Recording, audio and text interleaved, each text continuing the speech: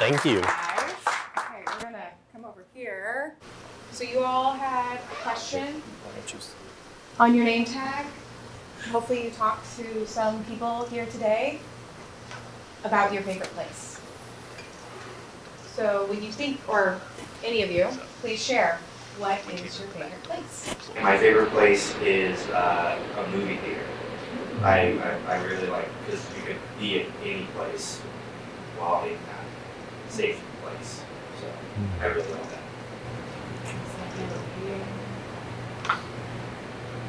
Alright, my favorite place is this one's called Spearfish, South Dakota. My grandpa lives up there. That's the only reason I know about it. Yeah, I just love it because anytime I go there, I swear I'm not trying to try to see everything, but it's just so peaceful. No, my favorite place is oddly, well, not oddly, I've been married for like 28 years now. It's my wife's arms. I just, after my accident, she quit with me all. But after my accident, the one thing I remember that helped me get through it was when my wife would just hold me and stay. I just, every now and then get a little slowed and I look at her and go, you can help me today. And what would happen if you could access that feeling more often in your life? If you could find that inspiration and beauty, that comfort, that healing. And that's what we want to talk about, sanctuary.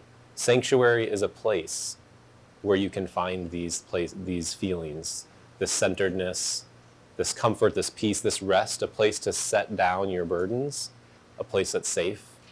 So we're going to talk a little bit about sanctuary in our lives and how we can cultivate that more so that you don't just have to be in your favorite place to be able to access these feelings and this presence and this safety. Okay, so let's talk about how externally that shows up. Now, not to belabor the pandemic and all that we went through during that experience, but for many of us, we were able to curate that perfect place to work at home. We could tune the lighting just right, adjust the sounds, make sure that every little bit and piece of how you work is a little part of sanctuary. And I don't know about you, but for me, every once in a while when I have the luxury of working from home, there's just like this sense of pause and calm. You're like, oh yeah, this feels nice. Yeah. Well now, a lot of us are back to this, where we have coworkers sitting right next to us. We hear the buzz of conference calls or other communication, and it might be a little hard to tap into that sense of sanctuary that we're so easily and readily equipped with when we are working from home. So I'm going to talk a little bit about why people are coming back to work. So you can see that there's been a lot of research thinking about you're able to create this perfect space at home. And I was as productive at home as I am in the office, so why do I need to come back to the office? So there's 6 main reasons why we see people coming back into the workplace. A lot of them are to meet with others. So you need to meet cross-functionally with a team. You just are sick of IM chat and you want to just have a conversation. Or also maybe you really miss your friend Bob and you just want to have lunch with Bob that day. Other times, there are tools or resources in the workplace that you can't replicate at home. So that could be as easy, as a millennial, maybe that's a printer. But if the company is a little savvier than just providing printers for its employees, they're thinking of other tools and resources it can provide to draw people in, to encourage innovation, collaboration, trust with its employees. And then for others, sometimes it's just having that separation between home life and work life. So one thing that's really interesting about this idea, though, we find the workplace now, is that it's in a lot higher competition than it was before. So if we circle back like 10 years ago, the office was just a building. It was just a place to work. Then we started to think, how can the workplace be an experience? So we start providing all these nice little amenities for our employees to make it more of an experience. Now, we see that the workplace is a part of an ecosystem. It's in competition, not only with the coffee shops, with co-working spaces, but with your home. You get to curate all of those little details at home. So we don't want you to have to sacrifice that when you come into the workplace. So now as a designer, we're charged to think, how do these elements of sanctuary that you were able to curate at home, how can you bring that into the workplace? So one thing that I think is really cool is when we think about how we work, there are different modes. So some of this isn't new. We think about when you're at work or when you're working wherever, you need time to focus, you're collaborating with people, you're socializing. That's a really important element of work. You learn, but what's really cool is this idea of rejuvenation. You need that in order to adequately do all of these other elements. So as a designer, if we're doing our jobs right, we're providing space where you can cognitively, physically, emotionally be well so you can show up and do your best work. As we're thinking about ways to pull people back into the office, we start to think of how do we create these spaces in the workplace? How do we make them accessible? Now, sometimes they're as simple as a wellness room. Sometimes they have to share resources or other elements with other functions. But other times, there are areas where you can just completely retreat. We encourage no technology in these rejuvenation, focus, or wellness spaces where you build your own sanctuary. But that's your own prerogative if you want to do that. But we also want to create these spaces so you feel like you transport yourself somewhere else. So you can really tap into that internal sanctuary. We can create external influences, but we know that you need to have a healthy balance between the two. Okay, so we understand there's the external, but also internally. One is not good without the other. Paired together, we need to be able to cultivate that in order to create this sense of sanctuary. So as a designer, I understand the power of the external environment, but very personally, I understand the power of being able to cultivate that internally. So for me, it's all blended together. We get to blend the internal with the external. And here's my own external meditation station where I have the opportunity to tap in and to create that internal sense of sanctuary. And so why is that important? So this is not a call to action for you all, so don't feel like you have to go out and do anything new because of this. But for me, when I develop this internal sense of sanctuary, I have the ability to become more present, more engaged, and more empathetic. Those are all really great things. And before you start to think, okay, I already made my New Year's resolutions of all the things I need to do, I'm not wanting to put more things on that list, I'd like to challenge you all to think about priorities. And when we think about priorities and why creating this internal sense of sanctuary is so important, oftentimes we have the tendency to think, all right, priority number 1 gets the most of my time. Priority number 2 gets a little less. Priority number 3, less than that. When you start to develop an internal sense of sanctuary, everything else gets more. So if that's priority 1, you have the ability to be more present, engaged, and empathetic. And priority 2, 3, and so on gets more of your presence. So a fun question for you, Alysia, is what came first, the chair or your practice? How did the external and the internal start for you? That's a great question. The chair came first. It first was a landing spot for laundry.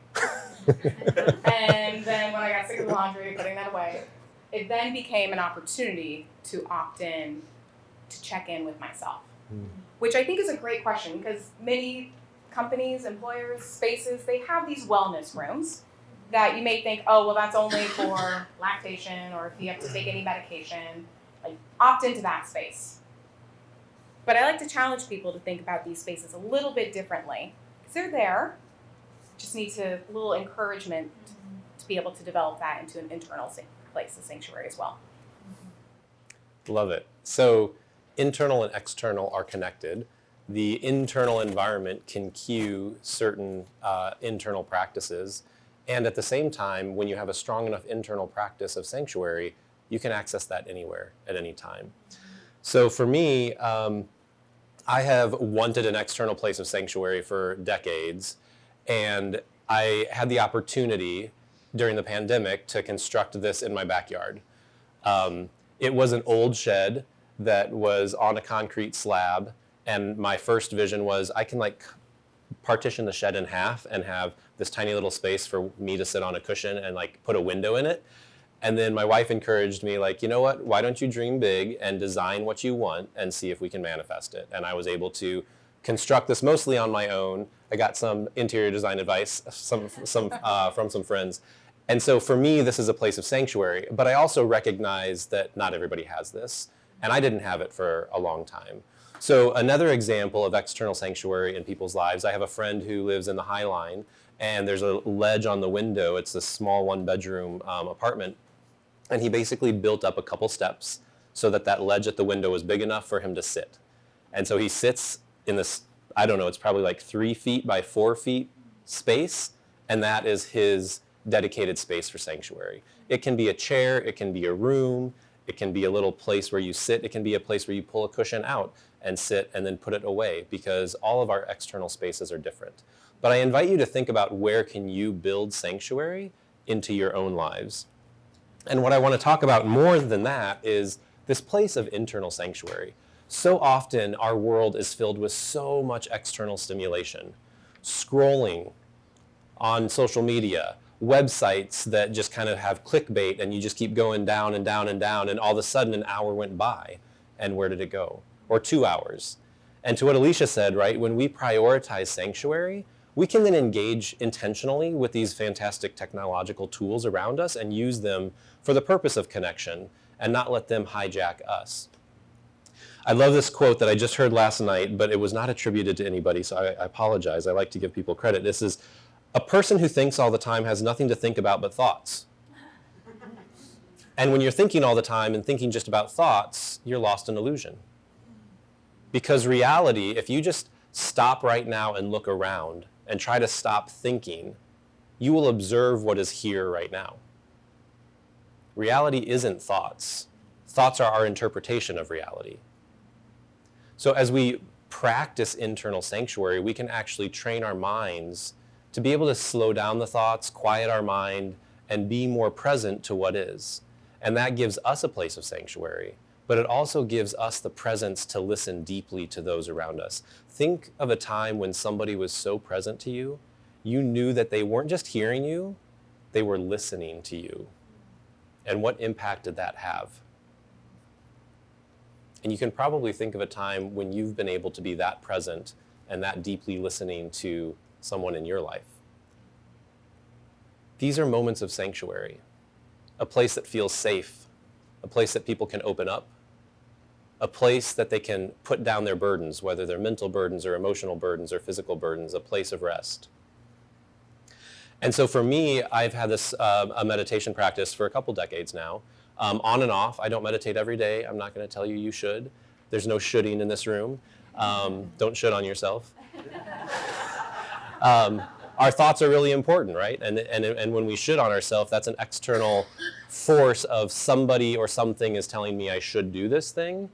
And I've shifted that language because of mindfulness, that for me, it's about what do I want to do?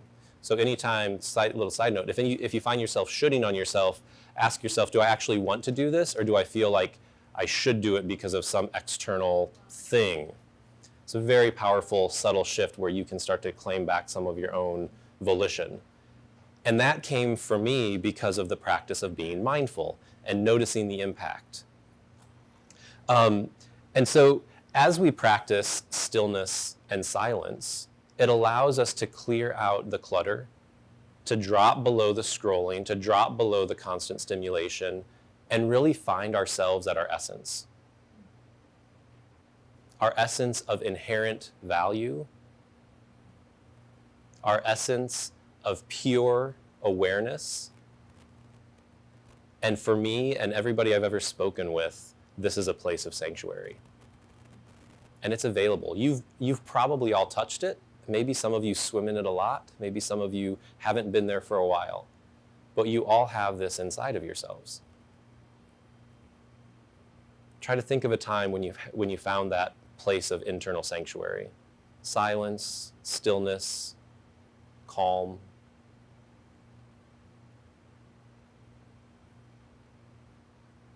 Maybe it was when you were at your favorite place that you put on your name tag. So we could talk a lot about this, and it's important to understand things, but if you're trying to get good at basketball, it doesn't help to just read all the books about basketball. You actually have to do it. So I have 2 exercises that I want to invite you to participate in to help us understand and maybe reorient ourselves to our thoughts. So I invite you to hold out your thumb and take a look at it. It's a very useful thing, this opposable thumb. I use mine all the time. It's helpful in creating things. And I'm going to ask you, do you have a thumb? It truly exists. So the next question is, are you your thumb? You're not? But you have one, right? Okay. Yeah, I don't walk around, I'm like, Daniel, I'm a thumb. It's okay, you can put your thumb down. So how many of you have thoughts? Raise your hands. I'd be surprised if somebody didn't raise their hand. Are you your thoughts? No? Any yeses, any unsures? Absolutely. We are our thoughts. I try to not be my thoughts. Thank you. I'm gonna invite you to reverse that. You absolutely are not your thoughts. Right. And you can try to let your thoughts be an extension of who you are, right? Like your thumb. We have thoughts. Thoughts can be useful, very useful, but we are not our thoughts. And so often, even Descartes, who a lot of our kind of philosophy has been based on, is I think, therefore I am. He had it wrong, folks. We are whether we're thinking or not. You don't disappear when you go to sleep and stop thinking. Those moments in the day when your mind goes totally blank, maybe it doesn't happen for other people. You don't stop existing. And so when we reorient our relationship to our thoughts, we can recognize that they're a useful part of ourselves, but they are not us. And when our mind is racing, we can pause and we can sink below those thoughts. So the next thing I'd like to do is invite you to actually practice a short guided meditation, because meditation is like going to the mental gym. So you can strengthen your ability to focus, your ability to be aware. And when you strengthen these abilities, it allows you to access this place of sanctuary more frequently and more easily. Or when you get thrown off in your day, to bounce back and come back to this place of inner calm. So if you want, you can close your eyes. You can leave them open. This will just be a few minutes. And I invite you to start by tuning into the furthest away sound that you can hear.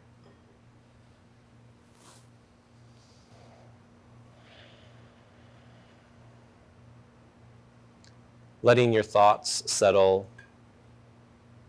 letting your body come to a place of ease. This is an opportunity to set down any burdens of thought, emotion, or physical. And listen to the sound. Try not to name it, because that's thinking. Just notice it. Is it quiet?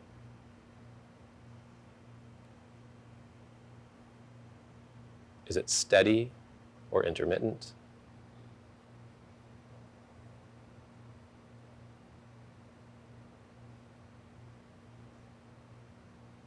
Next, I invite you to tune in your hearing to the sound closest to you.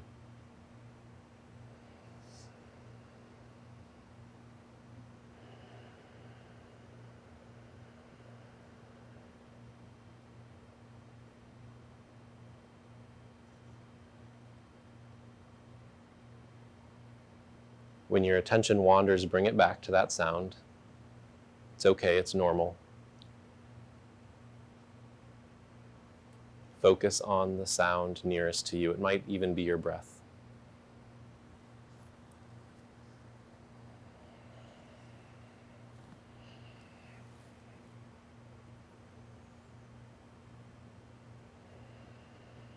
And shifting focus one more time to your actual breath.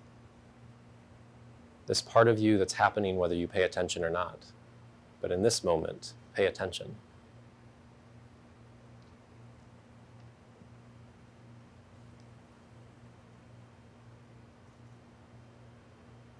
And see if you can even drop below awareness of your breath to this place of silence and stillness within. Letting go of your thoughts.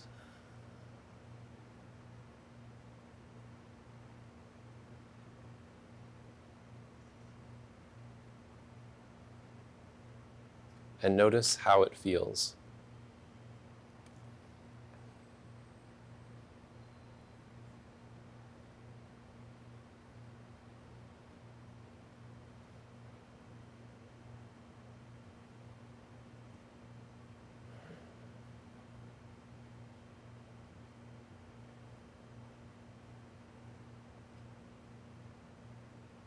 This place of silence and stillness is available to you wherever you are, whenever.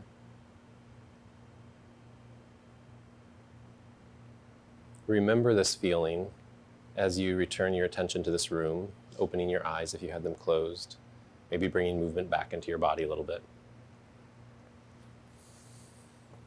So often we're bombarded with stimulation and we don't take time to pause. And there's power in stillness and silence. There's ability to see more clearly ourselves and others. It cultivates presence and empathy. We begin to recognize the interconnection of the world. We can be more creative from this place, I've found. Perhaps some of you go to this place when you're trying to be creative as a source. So as we think about sanctuary, it is about the internal and the external. That practice that you just did was about 3 minutes. Who could find 3 minutes in their day if they wanted to, if they prioritized it? I know I could. And I even told you I don't meditate every day. It is a practice. So I think that sanctuary is not necessarily a noun, a place that one goes and can be. It is a verb. It is an active practice of being in sanctuary, finding sanctuary, creating sanctuary, and getting thrown off, right? Going back out into the world and getting thrown off in meetings and with reading the news or whatever the stimulation is, and then saying, you know what, I'm going to come back to this place of sanctuary. It's noticing friends and those in need who need a place of sanctuary, and perhaps just sitting and being present and deeply listening to them, or helping them navigate a system to find other places of sanctuary. It's an active practice, this idea of sanctuary to me. So my invitation is that you cultivate sanctuary in your homes, in your workplaces, and internally. And when you start to align both the external and internal environments, it makes it a little bit easier to cultivate. But ultimately, wherever you are, whenever, whatever time of day, you have access to this place of stillness and silence. And if it's a place of sanctuary for you, go there. Tap into it. Play in that space. Rest. Set down your burdens. Set down your thoughts. And just be fully present in the moment. Again, this isn't a call to action, but some people ask, like, are there resources, are there things that can help me in this practice? And so I do offer on Thursday mornings. I've been doing it since the pandemic started virtually for 3 years now almost. At 6:30 a.m., I do a 20-minute guided meditation on Zoom. Zoom link is here. You can reach out and I can send it to you so you don't have to write it down. And you don't have to turn your camera on. It's early, I get it. But it is a live guided meditation every Thursday at 6:30. That concludes our conversation. We're open.